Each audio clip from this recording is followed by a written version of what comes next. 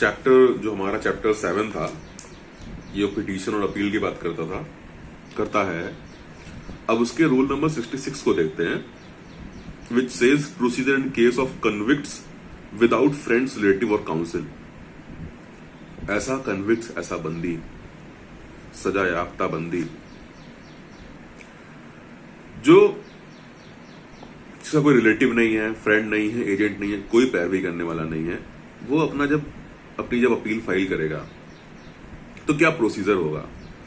सो ये कहता है, कानून कहता है, if a convicts without friends, relatives और counsel to act for him elects to appeal through jail, the superintendent shall apply to the court concerned for a copy of judgment or order against which the appeal is to be filed.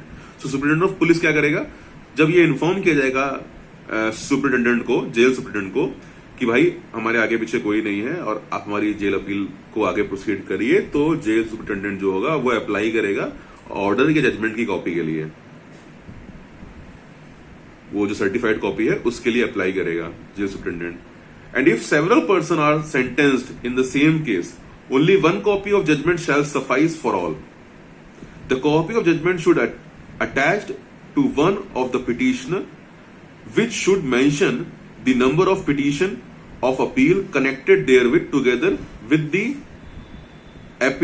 the appellants. Same procedure is to be followed in all connected appeals along with the exemption application under section 382 CRPC. क्या कह रहा है ये?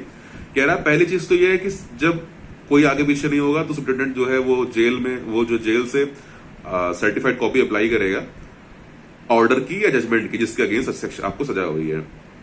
और अगर उस particular जो appeal है उसमें अगर कई सारे बंदी हैं, मतलब कई सारे लोगों ने मिलकर अपराध कारित किया था, सबको सजा हुई है उस पर्टिकुलर जजमेंट से के माध्यम से या ऑर्डर से, तो एक सारी अपीलें कनेक्ट हो जाएंगी और एक ही और जजमेंट जो है वो पर्याप्त होगा। बस आपको जो एक अपील होगी, जो मान लीजिए 5 लोग हैं, तो जब आपने पहली अपील फाइल की उसके साथ आपने जजमेंट लगा दिया और आपने उसमें लिख दिया कि ये जजमेंट जो हमने इसके अंदर मेंशन किया गया है, ये जजमेंट जो है सारी अपील पे अप्लाई करेगा। और उसके बाद जो रेस्ट ऑफ द अपील आप फाइल करेंगे जेल से, उसमें आपको केवल ये मेंशन करना पड़ेगा कि judgment is already enclosed in appeal number this which is connected with this appeal.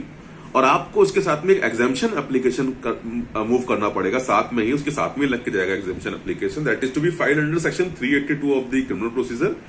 और उसमें आपको ये मेंशन करना पड़ेगा कि आप कोर्ट से रिक्वेस्ट करेंगे कि आपको सारी जो आपकी अपील है उसमें जजमेंट लगाने के लिए कोर्ट आपको एग्जेम्प्ट कर दे, क्योंकि ऑलरेडी जजमेंट जो है वो सेम सेट ऑफ जो कनेक्टेड मैटर है उसमें वन ऑफ दी अपील के साथ में जजमेंट लगा दिया गया है। तो ये जो प्रोसीजर है, ये जो पावर जो मिलेगी आपको, वो आपको रूल नंबर 66 से फाइल करनी पड़ेगी। तो आपको मेंशन करना पड़ेगा अपने एग्जेम्पशन एप्लीकेशन में भी, इसका हवाला देना पड़ेगा। अब बात करते हैं रूल नंबर 69 की, which says power of attorney in cases when a pity